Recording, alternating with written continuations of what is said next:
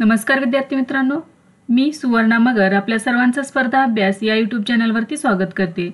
विद्यार्थी मित्रांनो, आज आहे 20 फेब्रुवारी। तर आपल्या डेली करंट अफेअर्सच्या सीरीजमधील काही महत्त्वाचे चालू घडामोडीचे घटक आज आपण अभ्यासूया। चला तर मग आजच्या व्हिडिओला सुरुवात करूया। विद्यार्थी मित्रांनो, आपण चालू घडामोडी 2025 अंतर्गत जानेवारी महिन्यातील करंट अफेअर्सचे एक बुक तयार केलेले आहे। या बुकचे नाव असणार आहे स्पर्धा अभ्यास 2025 अंक पहिला। या बुकमध्ये आपण जानेवारी महिन्यातील सर्व करंट अफेअर्स वन लाइनर मध्ये घेतलेले आहेत। ह्या सर्व प्रश्नांची मांडणी ही IBPS आणि TCS पॅटर्न अनुसार करण्यात आलेली आहे। यामध्ये आपण 400 प्लस प्रश्नांचा समावेश केलेला आहे। तसेच 50 प्रश्न हे टेस्ट सीरीज मध्ये दिलेले आहेत। तर येणाऱ्या सर्व एक्झामच्या दृष्टीने हे पुस्तक खूप महत्त्वाचे असणार आहे। तर या पुस्तकाचा नक्की लाभ घ्या। हे पुस्तक आपल्याला मार्केटमध्ये उपलब्ध आहे। चला तर मग आजच्या व्हिडिओला सुरुवात करूया। फर्स्ट क्वेश्चन आहे, भारताचे 26वे मुख्य निवडणूक आयुक्त म्हणून कोणाची नियुक्ती करण्यात आली आहे? तर याची योग्य उत्तर आहे पर्याय क्रमांक 3 ज्ञानेश कुमार। भारताचे 26वे मुख्य निवडणूक आयुक्त म्हणून ज्ञानेश कुमार यांची नियुक्ती करण्यात आली आहे। 19 फेब्रुवारी 2025 रोजी त्यांनी पदभार स्वीकारला। त्यांनी राजीव कुमार यांची जागा घेतली। त्यांचा कार्यकाळ हा 26 जानेवारी 2029 पर्यंत असणार आहे। ज्ञानेश कुमार हे 1988च्या बॅचचे IAS अधिकारी आहेत। ज्ञानेश कुमार आतापर्यंत भारताचे निवडणूक आयुक्त होते। त्यांच्या नियुक्तीची शिफारस पंतप्रधान नरेंद्र मोदी यांच्या अध्यक्षतेखालील 3 सदस्यीय निवड समितीने केली होती आणि राष्ट्रपती द्रौपदी मुर्मू यांनी त्यांना मान्यता दिली होती। मुख्य निवडणूक आयुक्तांच्या नियुक्ती समितीमध्ये पंतप्रधान नरेंद्र मोदी, अमित शहा आणि लोकसभेतील विरोधी पक्षनेते राहुल गांधी यांचा समावेश होता। याशिवाय निवडणूक आयुक्तपदी विवेक जोशी यांची नियुक्ती करण्यात आलेली आहे। विवेक जोशी हरियाणाचे मुख्य सचिव आणि 1991च्या बॅचचे IAS अधिकारी आहेत। सध्याचे निवडणूक आयुक्त सुखबीर सिंग संधू त्यांच्या पदावर कायम राहणार आहेत। तर बघा, ज्ञानेश कुमार यांच्या जागी विवेक जोशी यांची नियुक्ती करण्यात आलेली आहे आणि भारताचे 26वे मुख्य निवडणूक आयुक्त म्हणून ज्ञानेश कुमार यांची नियुक्ती करण्यात आलेली आहे। नेक्स्ट आहे 5वा बहुपक्षीय नौदल सराव कोमोडो कोठे आयोजित करण्यात आला आहे? तर याची योग्य उत्तर आहे पर्याय क्रमांक 1 इंडोनेशिया। इंडोनेशियन नौदलाने आयोजित केलेला 5वा बहुपक्षीय नौदल सराव कोमोडो 2025 हा 16 फेब्रुवारी रोजी इंडोनेशियातील बाली येथे सुरू झाला। हा सराव 22 फेब्रुवारीपर्यंत चालेल। या सरावात अमेरिका, रशिया, चीन, भारत, ऑस्ट्रेलिया आणि सिंगापूरसह 39 देशांचा सहभाग आहे। यामध्ये 34 परदेशी युद्धनौका आणि 18 इंडोनेशियन नौदल जहाजे सहभागी झाली आहेत। 2025च्या सरावाची थीम आहे शांतता आणि स्थिरतेसाठी सागरी भागीदारी। नेक्स्ट आहे no money for terror conference 2025 कोठे आयोजित करण्यात आली?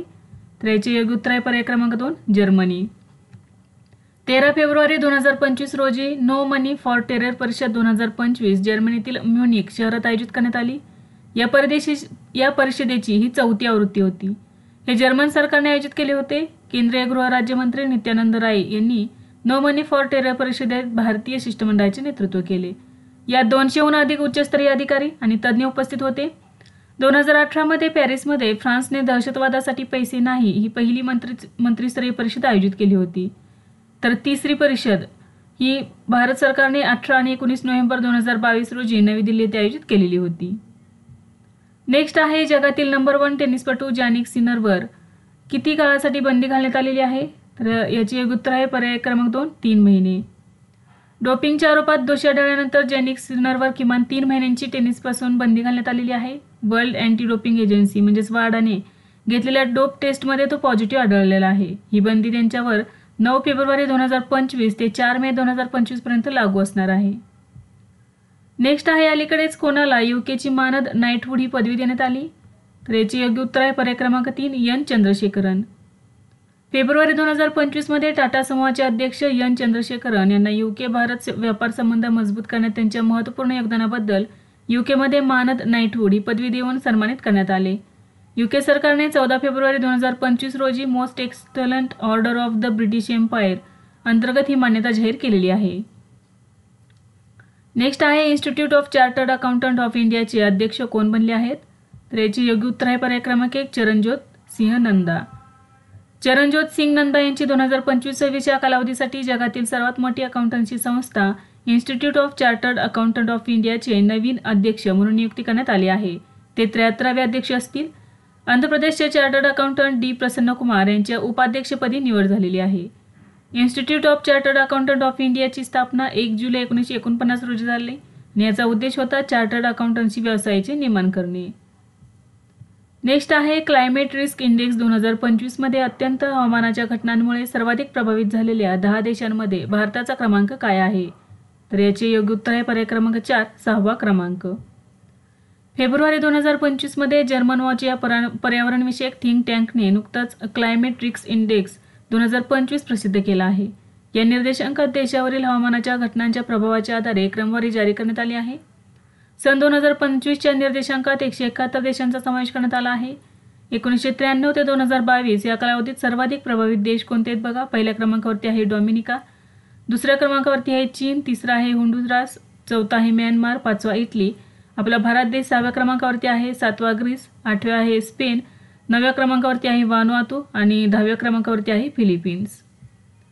नेक्स्ट आहे बाफ्टा पुरस्कार 2025 मध्ये सर्वोत्कृष्ट चित्रपटाचा पुरस्कार कोणाला देण्यात आला आहे? तर याचे योग्य उत्तर आहे पर्याय क्रमांक 4, कॉन्क्लेव्ह. ब्रिटिश अकॅडमी चित्रपट पुरस्कार म्हणजेच बाफ्टा हे पुरस्कार British academy of film and television आर्ट्सद्वारे प्रदान केले जातात.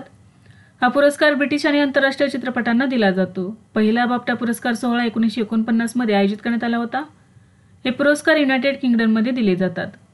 बाफ्टा फिल्म अवॉर्ड्स 2025 यामध्ये मिळालेले पुरस्कार बघा. सर्वोत्कृष्ट चित्रपट कॉन्क्लेव्ह, सर्वोत्कृष्ट ब्रिटिश चित्रपट कॉन्क्लेव्ह, सर्वोत्कृष्ट दिग्दर्शक ब्रँडी कॉर्बेट द ब्रुटलिस्ट, सर्वोत्कृष्ट अभिनेता एड्रियन ब्रॉडी द ब्रुटलिस्ट, सर्वोत्कृष्ट अभिनेत्री मिकी मॅडिसन एनोरा, सर्वोत्कृष्ट सहाय्यक अभिनेता करीन Culkin the a real pen आणि सर्वोत्कृष्ट सहाय्यक अभिनेत्री जो साल्डाना एमिलिया पेरेज.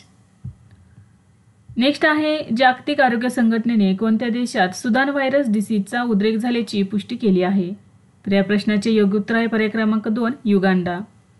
फेब्रुवारी 2025 मध्ये जागतिक आरोग्य संघटना आणि युगांडा सरकारने युगांडामध्ये सुदान व्हायरस रोगाचा उद्रेक झाल्याची पुष्टी केलेली आहे. तो इबोला व्हायरस प्रमाणे आर्थोपोला व्हायरस कुटुंबाचा आहे. याला अनेकदा रक्तस्रावी ताप म्हणून ओळखले जाते. हा विषाणू प्रथम दक्षिण सुदानमध्ये 1976 मध्ये आढळला होता. यात ताप, थकवा, स्नायू दुखणे, डोकेदुखी आणि घसा खोखवणे यासह इबोलासारखी लक्षणे आढळतात. नेक्स्ट आहे आदी महोत्सव 2025 कोठे सुरू झाला आहे? तर याचे उत्तर आहे पर्याय क्रमांक 1, नवी दिल्ली. राष्ट्रपती द्रौपदी मुर्मू यांनी 16 फेब्रुवारी 2025 रोजी नवी दिल्ली येथे आदी महोत्सव 2025चे उद्घाटन केले. आदी महोत्सव हा आदिवासी संस्कृती आणि उद्योजकांचा उत्सव आहे. या कार्यक्रमात आदिवासी कलाकुसर, संस्कृती, खाद्यपदार्थ आणि व्यापार यावर प्रकाश टाकला जाईल. 9 दिवस चालणाऱ्या या महोत्सवात सांस्कृतिक कार्यक्रम असतील आणि 24 फेब्रुवारी 2025 रोजी याचा समारोप होईल. नेक्स्ट आहे 8वी हिंद महासागर परिषद 2025 कोठे आयोजित करण्यात आली? तर याचे योग्य उत्तर आहे पर्याय क्रमांक 1, मस्कत, ओमान. 8वी हिंद महासागर परिषद 2025 ओमानमधील मस्कत या ठिकाणी आयोजित करण्यात आली. 16 आणि 17 फेब्रुवारी रोजी या परिषदेचे आयोजन करण्यात आले. हिंद महासागर परिषद हा एक प्रमुख सल्लागार मंच आहे जो हिंदी महासागरातील देशांना एकत्र आणतो.